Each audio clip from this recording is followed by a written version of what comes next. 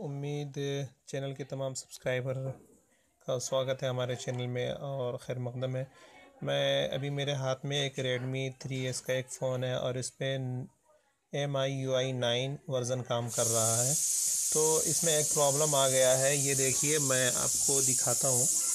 ये देखिए, ये जो मोबाइल है मेरे हाथ में, ये देखिए, ये कहीं से कुछ काम नहीं कर रहा। नहीं इसका पावर बटन काम कर रहा है, नहीं नीचे बैक का जो बैक बटन है तीनों, वो इसमें से कुछ काम नहीं कर रहा है। तो आप में से बहुत सारे लोग हैं जो रेडमी का फ़ोन यूज़ करते होंगे। अगर कभी ऐसा प्रॉब्लम आ जाए तो आप क्या करेंगे, उसकी सॉल्यूशन के लिए मैं एक वीडियो में सोचा बना दूं, ताकि आप लोग जो है अगर कभी ऐसी परेशानी आए तो आप खुद से हल कर सकें। ऐसे गुजारिश है कि आप हमारे चैनल को सब्सक्राइब करें ताकि मैं आपके लिए ऐसा वीडियो बना सकूं। तो आपको क्या करना है, सिंपली ये देखिए, ये पावर बटन है, इसको 10 सेकंड तक दबाए रखना है।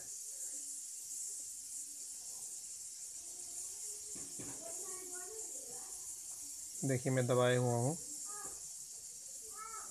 अभी दबाए रखिए।